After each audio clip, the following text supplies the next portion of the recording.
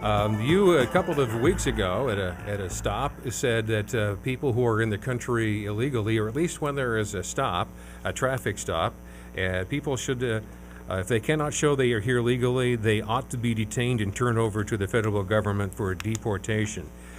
This morning, I saw a report, the most recent one from FAIR, which is an illegal immigration monitoring group, that says here in the state of Iowa, we spend more than $370 million a year dealing with all of the different phases and expenses related to illegal immigration. Tie those two things together. What is your thinking at this moment? Well, I think Iowans have a sense of fairness. If you, as a citizen, are stopped for a traffic violation or a criminal activity, you're going to have to show legal identification. If somebody is here illegally and they can't show identification, then I think they should be arrested. And if they have, local government, but it is the federal government's responsibility to enforce that. I don't want those people to be housed in county jails for month after month. I think it should be turned over to the federal government, and they need to be held accountable to do the deportation. With regard to the costs of state government, we need to check when somebody applies for benefits to make sure they're here legally. If they're not entitled to the benefits, then if they're not here legally, they're not entitled to benefits, they should not receive them. We need to do that to protect the interests of Iowa taxpayers and see that these programs go to the people they're supposed to support. According to the Iowa Department of Education, their website, they would imply that the children of illegals are entitled to a free taxpayer subsidized education.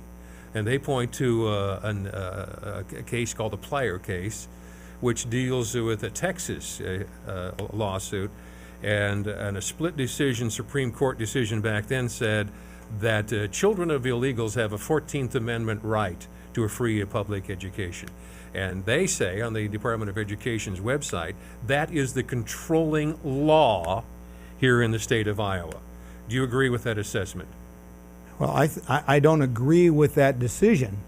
I believe that we need to see that overturned.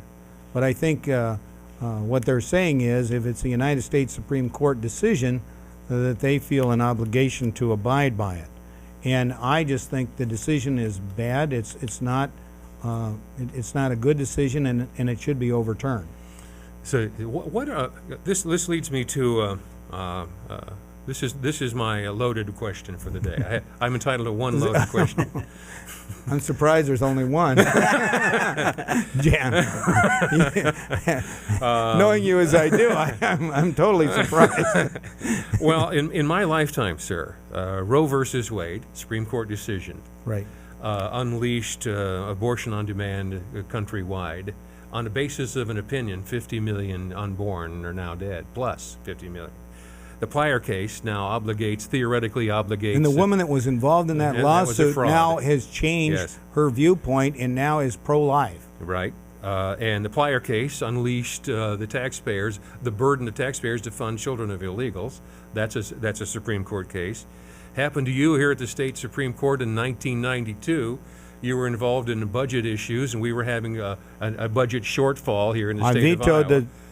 We couldn't afford it, and I vetoed the salary increase, right. Well, and that went to the state court, and the state court, Supreme Court, said, hey, you guys have to go back and raise taxes because that's your obligation, giving itself legislative jurisdiction. But what we did, now I want you to know what I did in response to that. I first of all laid off a bunch of people, which is what I had to do to balance the budget. Yeah. Then I put together the Committee to Reform State Spending, and I said, I want to get this under control once and for all. And that committee came up with the idea of the 99% spending limitation, the cash reserve, economic emergency account. We reformed Medicaid, foster care, indigent defense, and we did indeed get spending off autopilot. Republicans then gained control of the House in '92, and Ron Corbett became first the appropriations chair and then the speaker, and he helped me control spending. And we were then in the 90s able to control spending and reduce taxes, eliminating the inheritance tax for children and grandchildren. You did all you had to do all those things that you had to do. Right. But the Supreme Court acted as a legislature and told you guys you had to go raise taxes. And in just last year, the Iowa Supreme Court invented same-gender marriage. These are all court mandates, Right. And court-made, quote, law. Some of the biggest social distortions in the history of our country and our generation have not been done at the ballot box. They have been done by people in black robes and gavels, arrogating themselves to legislative processes and theoretically binding the rest of us to their opinions. What tools are in your arsenal to resist this kind of judicial tyranny, except you've said in a couple of different occasions, constitutional amendments. 31 states Yes. have indeed protected one man, one woman marriage by a constitutional amendment, vote of the people. Iowans deserve that same opportunity. From Maine to California, that's been done. I believe it should happen here in Iowa. The only thing standing in the way of that is arrogant legislative leaders that won't let the people vote on that. And I'm talking about Gronstal and Murphy. Right. They need to be replaced with Republicans who will let that come to a vote. Every Republican in the House and Senate supports it. I believe that the people of Iowa would vote for it if given the opportunity.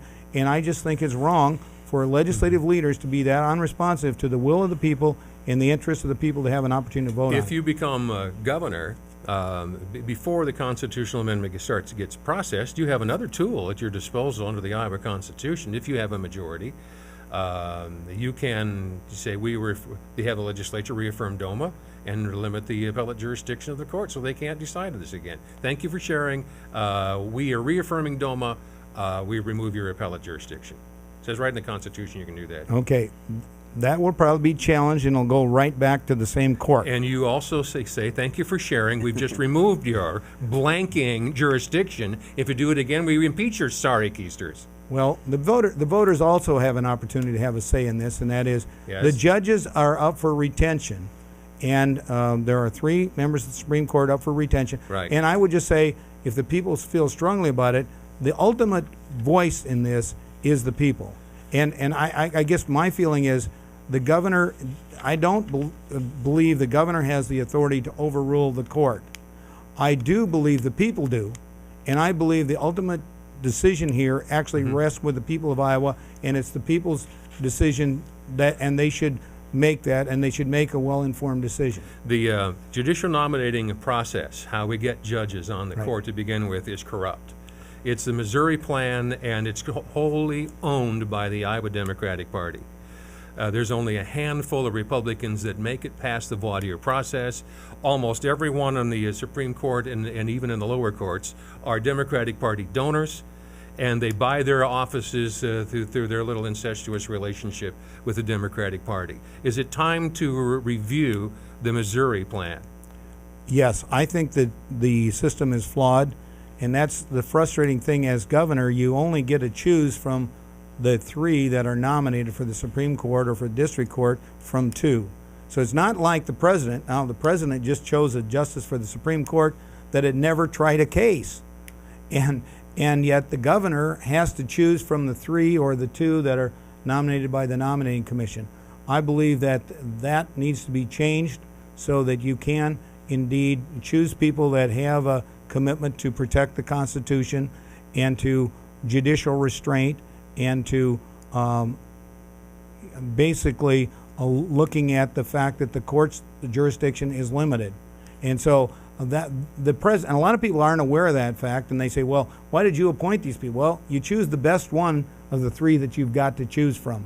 What's a better way? Do you have another plan? If you're going to get rid of the Missouri plan, what would substitute? Well, you could do what like they do on the federal level, let the governor make a choice of whoever he or she feels is the best qualified and most competent to meet that responsibility, and then have it confirmed by the Senate.